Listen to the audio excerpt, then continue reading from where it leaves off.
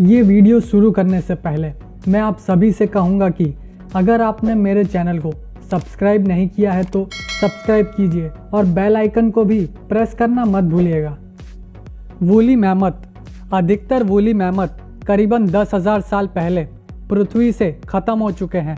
माना जाता है कि आइस एज के समय वूली मैमथ की प्रजाति ख़त्म हो गई होगी, जो जीव वैज्ञानिकों के अनुसार अच्छी बात है, क्योंकि अंटार्कटिका की बर्फ़ के पहाड़ों में आज भी वूली मैमथ्स की मम्मी जमी हुई मिल सकती है। वूली मैमथ्स की मम्मी मिलने से उनकी हड्डियों और टिश्यूज़ से मैमथ के डीएनए के सैंपल्स लिए जा सकेंगे।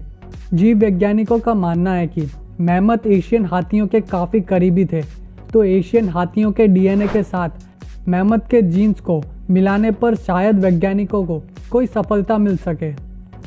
इस प्रक्रिया को क्लोनिंग कहते हैं। जीव वैज्ञानिकों का मानना है कि वूली मैमथ्स करीब 11 फीट तक की लंबाई के होते थे और वज़न करीब 6 टन तक का होता होगा। इनकी चमड़ी काफ़ी मोटी जैसे आज के हाथियों की होती है और इसके साथ पूरा शरीर बालों से ढका होता था। इन बालों की वजह से ही इसे वूली मैमथ नाम मिला है। अब बस ये देखना है कि जीव वैज्ञानिक मैमथ्स को वापस लाने के लिए किस तरह से आगे बढ़ते हैं। Sabre tooth tiger. Sabre tooth tiger ख़त्म हुए जानवरों में एक जाना माना नाम है। इनके बारे में अधिकतर लोग जानते हैं। सभी का ध्यान इनकी तरफ गया इनके दांतों की वजह से, जो कि मुंह से बाहर निकले होते थे। सेबर टूथ टाइगर के इन दांतों की लंबाई करीबन 7 इंच तक होती थी। सेबर टूथ टाइगर की लंबाई करीबन 13 फीट तक की होती थी। इनका वज़न करीबन 300 किलो तक होता था।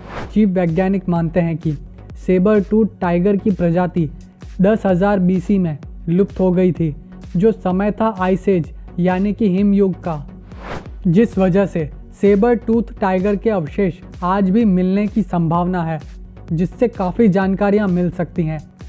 अभी के लिए जीव वैज्ञानिक मानते हैं कि सेबर टूथ टाइगर आज के शेरों की तरह ही डील डॉल वाले रहे होंगे। इन्हें सेबर टूथ नाम इनके दांतों की वजह से मिला है, जिनकी मदद से ये अपने शिकार के गले की नसों को बड़ी ही आसानी से काट देते होंगे। मोआ। मोआ एक विशाल पक्षी था जो उड़ नहीं पाता था।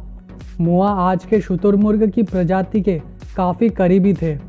जीव वैज्ञानिकों का मानना है कि मोआ प्रजाति 1250 से 1350 के बीच लुप्त हो गई होगी, जिससे हम कह सकते हैं कि मोआ को लुप्त हुए अभी अधिक समय नहीं हुआ है। इनकी लंबाई 12 फीट तक की होती थी और इनका वज़न करीबन 250 किलो तक होता था। मोआ को लुप्त हुए अभी अधिक समय नहीं होने के कारण इनके अवशेषों की संख्या काफ़ी अच्छी खासी हो सकती है, जिनसे इनके डीएनए को फिर से पाने में अधिक मुश्किल नहीं होगी। मोआ की लंबाई 12 फीट की थी, जो इन्हें दुनिया का ना उड़ने वाला सबसे बड़ा पक्षी बनाती है। Ground sloth.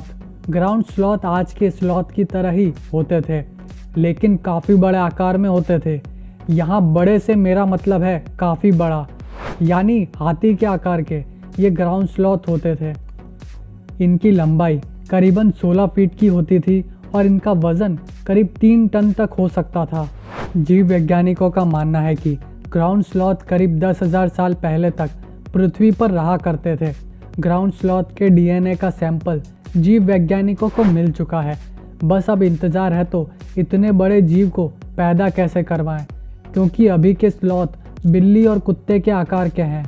ये तो एक सामान्य परेशानी है, पर ग्राउंड स्लॉथ की क्लोनिंग में ऐसी कई परेशानियां हैं जिनको सुलझाना जीव वैज्ञानिकों के लिए मुश्किल काम बना हुआ है। मैं तो यही कहूँगा कि हार मत मानो, बस लगे रहो। डूडू। डूडू एक पक्षी था जो उड़ नहीं पाता था। भारत में डूडू के बारे में इतनी जानकारी लोगों को नहीं है, लेकिन विदेश में डूडू को लुप्त हुए जानवरों का प्रतीक माना जाता है, क्योंकि डूडू की प्रजाति के लुप्त होने के पीछे इंसानों का हाथ माना गया है। वो कैसे, मैं आगे बताऊंगा।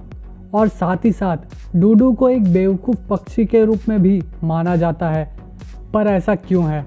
तो इसके पीछे एक कहानी है कि मॉरिशस द्वीप पर डूडू प्रजाति के पक्षी पता नहीं कब से अपनी ज़िंदगी आराम से बिता रहे थे, लेकिन एक दिन डच लोग इस द्वीप पर आए। ये बात है सन 1590 की, जब मॉरिशस द्वीप पर इन लोगों ने रहना शुरू किया। तब यहाँ डूडू पक्षियों को इंसानों से कोई डर नहीं लगता था और वो आराम से लोगों के बीच घूमते थे। इसका फ़ायदा उठाकर डच लोगों ने डूडू का शिकार शुरू किया, जो बहुत ही आसान था। अगले 100 सालों में डूडू प्रजाति लुप्त हो गई, जिसके लिए इंसानों को जिम्मेदार माना गया है। अब बात की जा रही है इनको वापस लाने की। शायद डूडू को वापस लाना हमारी जिम्मेदारी भी बनती है। मैं यहाँ एक संदेश देना चाहूँगा कि डूडू एक जीता जागता उदाहरण है कि मानव जाति चाहे तो वो एक प्रजाति को ख़त्म कर सकती है और चाहे तो उन्हें वापस भी ला सकती है। इस बात के बारे में सोचिएगा ज़रूर।